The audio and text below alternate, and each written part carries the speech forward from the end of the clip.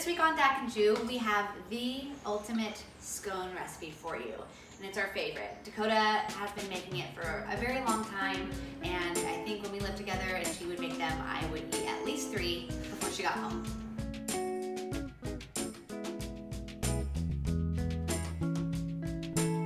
This is the best scone recipe. So many people think of scones as these like sort of hard, dense, not interesting pastries, and really they should be the opposite. So first what we're going to do is we're going to grate frozen butter. We have 2 sticks of frozen butter, and we only need half of each stick.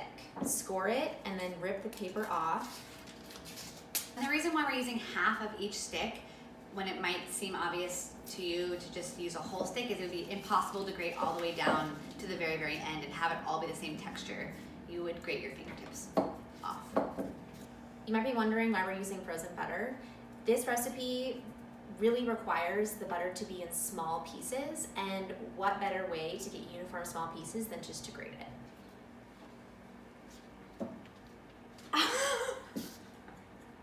We're also going to melt 2 tablespoons from one of the remaining sticks of butter. I already pre-mixed the flour, salt, Baking powder, baking soda, and sugar. it's all in here. So we're just gonna add this right in. I just really wanted to get my hands in I here. know. We are also going to add about a teaspoon of lemon zest into this mixture. The flour on your face. Shit, it for me. So once your butter is evenly tossed with the flour, you're going to add the liquid. We pre-mixed half a cup of sour cream and a half cup of whole milk and then kept it in the fridge. I'm just gonna add that, and then we're just gonna fold this in until it's just combined. We really don't wanna overmix it here. And you'll notice that we use a lot of cold and chilled ingredients in this recipe, and that is really important to maintain the whole butter chunks. We don't want our butter melting quite yet. It's important for the baking process. What will happen in the oven is, because there's water content in butter itself, it's going to steam in the little pockets where there's a butter chunk, and that's what creates flakiness. Once it comes together a little bit, you can just turn it onto your surface. We're using a mat just for easy cleanup. Dakota is just going to knead the dough just a couple times to kind of get everything held together. All right, now this is the important part of the recipe. You'll notice we kind of breezed through all the measuring portions because we're sure that you can measure things proficiently and effectively, but the rolling is what really makes these scones above and beyond any other scone you'll eat. All right, so first thing we're gonna do on our newly floured surface is roll this out into a 12 by 12 inch square. And I'm just gonna, It's gonna stick a lot. yeah, so just need to put it on my rolling pin. I can put it more on the top of the dough. I would say try to use the least amount of extra flour as you can, like just enough so that it doesn't stick everywhere. Adding too much extra flour can dry out your dough. Okay, so now we're working quickly. The butter is starting to melt and it's already sticking, as you're about to see. So we have a 12 by 12 inch square, and we're going to lift up the edges carefully. And you're gonna fold it into thirds into the middle. We also have a little plate that has been prepared with a little bit more flour on it. Woo! Nice. And then we're gonna fold it again into thirds, but the opposite direction. So you're gonna end up with a 4 by 4 square. Ooh, this is a delicate daddy. And then you're gonna put it on the flour plate and it goes into the freezer. We're gonna roll it out into another 12 by 12 inch square. We're creating layers, we're laminating our dough essentially, and when you create those layers, when you bite into it, it's not just like a dense cake, hard biscuit thing. It has all these nice different levels to it. All right, now that you have your 12 by 12, we're going to put the berries in. So we're just using frozen blueberries. You can use fresh blueberries. You can also use really any type of fruit. We're using 1.5 cups. I think what makes this recipe great as well is you have the bare bones of what makes a great scone, and then you can fold in anything. One time I put in ham, cheese, and scallions, and then they were suddenly savory. Yum. I think I've made these with like all different kinds of summertime fruits.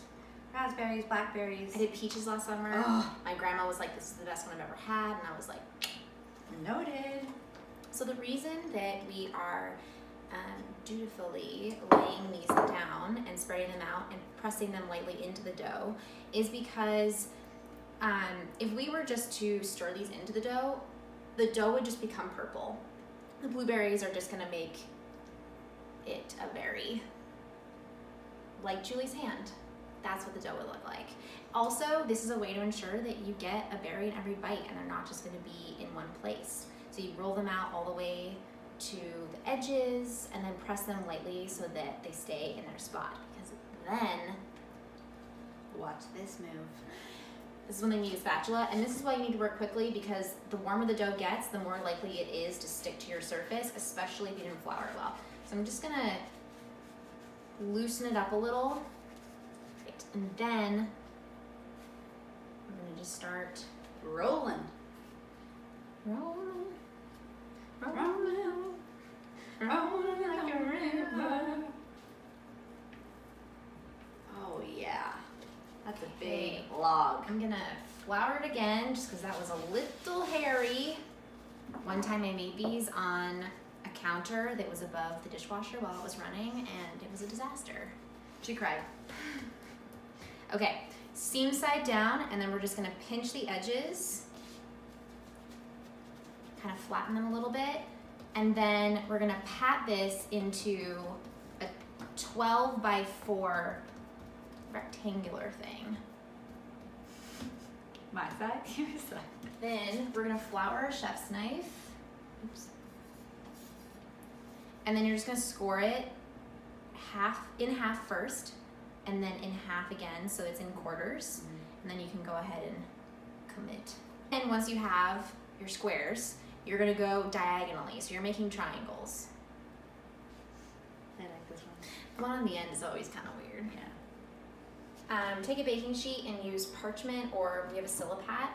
Just look at this. Look how beautiful the inside of this is. Like I would eat this right now. Definitely, you like. If you remember, we melted those 2 tablespoons of butter a long time ago. We are just going to brush the top of each scone evenly. This will help it brown up in the oven really nice and have that golden hue, and just add a little extra flavor. Extra butter. Extra butter. We are just going to dust the top of each scone with a little bit of sugar. We've preheated our oven to 425, and they are ready to go in. I can't wait. All right. These are in the oven for about 20 minutes. They are golden brown on top, golden brown on the bottom. Well, I know you already picked yours out, so you should just take it.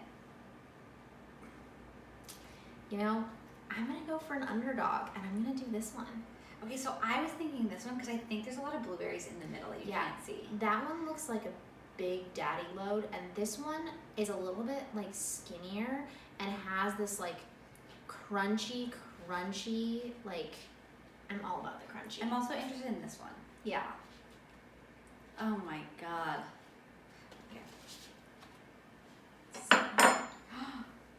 Okay, also look at how many blueberries there are in every. Oh, you just went for it. Cheers.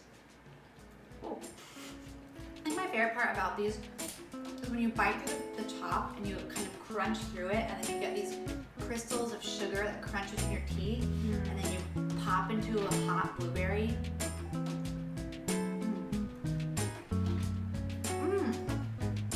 You can taste the lemon zest. You can taste the sour Yes. cream.